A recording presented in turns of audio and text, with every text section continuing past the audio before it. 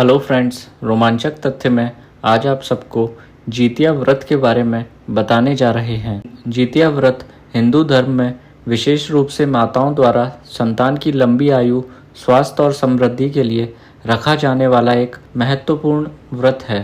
इसे जीवित पुत्रिका व्रत के नाम से भी जाना जाता है। ये व्रत मुख्य रूप से उत्तर भारत, खासकर कि बिहार, झारखंड, उत्तर प्रदेश और नेपाल के कुछ हिस्सों में बड़ी श्रद्धा और विश्वास के साथ मनाया जाता है। जितिया व्रत अश्विन माह के कृष्ण पक्ष की अष्टमी तिथि को रखा जाता है। यह व्रत अश्विन माह में आने वाले पितृपक्ष के दौरान किया जाता है। यह व्रत विशेष रूप से माताओं द्वारा संतान की कुशलता और उसकी सुरक्षा के लिए किया जाता है।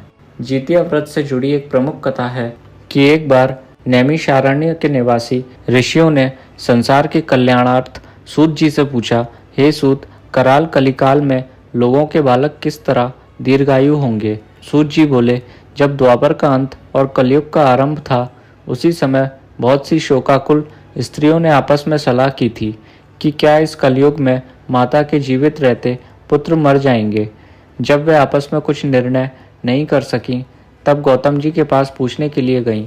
जब उनके पास पहुंची तो उस समय गौतम जी आनंद के साथ बैठे थे। उनके सामने जाकर उन्होंने मस्तक झुकाकर प्रणाम किया और पूछा, हे प्रभु, इस कलयुग में लोगों के पुत्र किस तरह जीवित रहेंगे? इसके लिए कोई व्रत या तप हो तो कृपा करके बताएं। उनकी बात सुनकर गौतम जी बोले, जब महाभारत युद्ध का अंत हो गया और द्रोण पुत्र अश्वत्थामा के द्वारा अपने बेटों को मरा सब पांडव बड़े दुखी हुए, तो पुत्र के शोक से व्याकुल होकर द्रौपदी अपनी सखियों के साथ ब्राह्मण श्रेष्ठ धौम्य के पास गई और उसने धौम्य से कहा, कौन सा उपाय करने से बच्चे दीर्घायु हो सकते हैं? धौम्य बोले, सतयुग में सत्य वचन बोलने वाला, सत्याचरण करने वाला समदर्शी जीमूत वाहन नामक एक राजा था। एक बार वह अपनी स्त्री के साथ अपनी ससुराल गया और वहीं रहने लगा। एक दिन आधी रात के समय पुत्र के शोक से व्याकुल कोई स्त्री रोने लगी, क्योंकि वह अपने बेटे के दर्शन से निराश हो चुकी थी। उसका पुत्र मर चुका था। उन्होंने उस स्त्री से पूछा, तुम्हारा बेटा कैसे मरा है? उसकी मां ने कहा, गरुण प्रतिदिन आकर गांव के लड़कों को खा जाता है। इस पर दयालु राजा ने कहा, माता तुम रो मत, आनंद से बैठो, मैं तुम्हारे बच्चे को बचाने का यत्न करता हूँ। ऐसा कहकर राजा उस स्थान पर गया जहाँ गरुण आकर प्रतिदिन मांस खाया करता था। उसी समय गरुण भी उस पर टूट पड़ा और मांस खाने लगा। जब अतिशय तेजस्वी गरुण ने राजा का बायां अंग खा लिया, तभी राजा ने अपना दाहिना अंग फेर कर गरुण के सामने रख दिया। यह देखकर गरुण ने कहा, तुम कोई देवता हो, तुम मनुष्य तो नहीं जान पड़ते। अच्छा, अपना जन्म और कुल बताओ। पीड़ा से व्याकुल राजा ने कहा, हे पक्षीराज, इस तरह के प्रश्न करना व्यर्थ है, तुम अपनी इच्छावश मेरा मांस खाओ। यह सुनकर गरुण रुक गए और बड़े आदर के साथ राजा के जन्म और कुल की बात पूछने लगे। राजा ने कहा, मेरी माता का नाम शैव्या है और मेरे पिता का नाम शालीवाहन है। सूर्यवंश में मेरा जन्म हुआ है और जीमूत वाहन मेरा नाम है। राजा की दयालुता देखकर गरुड़ ने कहा, हे महाभाग, तुम्हारे मन में जो भी अभिलाषा हो वो इच्छा मांगो। राजा ने कहा, हे पक्षीराज, यदि आप मुझे वर दे रहे हैं तो वर दीजिए कि आपने अब तक जिन प्राणियों को खाया है वे सभी जीवित हो जाएं। अब से आप यहाँ के बालकों को ना खाएं और ऐसा उपाय करें कि जहाँ जो उत्पन्न हो वे लोग बहुत दिनों तक जीवित रहें। धौम्य ने कहा कि पक्षीराज गरुड़ राजा को वरदान देकर स्वयं अमृत के लिए नागलोक चले गए।